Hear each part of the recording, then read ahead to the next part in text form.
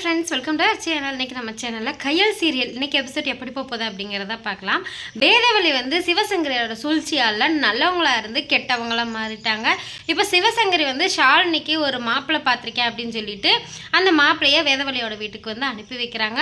இந்த விஷயம் ஷாலினிக்கு தெரியாமல் பார்த்துக்கிறாங்க. ஷாலினிக்கு தெரியாமல் இது வேதவழியோட ஃப்ரெண்டு அப்படின்னு சொல்லி வேதவழி ஷாலினிக்கு வந்து அறிமுகப்படுத்தி வைக்கிறாங்க. மாப்பிள்ளைக்கு பொண்ணெல்லாம் பிடிச்சிச்சு, மேற்கொண்டு பேசிக்கிட்டு இருக்காங்க. அப்போ கரெக்டாக கையிலும் அவங்க அம்மாவும் அங்கே வந்துடுறாங்க. அநேகமாக தேவி சொல்லி தான் வந்திருப்பாங்கன்னு நினைக்கிறேன். இந்த மாதிரி ஷாலினிக்கு வந்து மாப்பிள்ளை பார்க்குறாங்கக்கா அப்படின்னு சொல்லி அதை தடுக்கணுங்கிற நோக்கத்தில் வந்திருப்பாங்கன்னு நினைக்கிறேன். வந்த கையோட கையல் வந்து சொல்கிறாங்க, என் தம்பிக்கு இப்போ போஸ்டிங் கிடைக்க போகுது, போஸ்டிங் கிடைச்ச கையோடையே ஷாலினிக்கும் என் தம்பிக்கும் கல்யாணம் பண்ணி வச்சுருவோம் அப்படின்னு சொல்லி சொல்கிறாங்க. உடனே ஷாலினியை பொண்ணு பக்கம் வந்திருக்காங்க இல்லையா, அவங்களுக்கு வந்துட்டு ரொம்பவே அப்செட் ஆகுது. என்ன இவங்க இப்படி சொல்கிறாங்க அப்படின்ட்டு வேதவழிக்கு ரொம்பவே டென்ஷன் ஆகுது. உடனே அவங்கள தனியாக கூப்பிட்டு சொல்கிறாங்க, இதெல்லாம் இப்போ அவங்க உங்ககிட்ட கேட்டாங்களா அப்படின்னு சொல்லிட்டு ரொம்பவே கோவமாக பேசுகிறாங்க.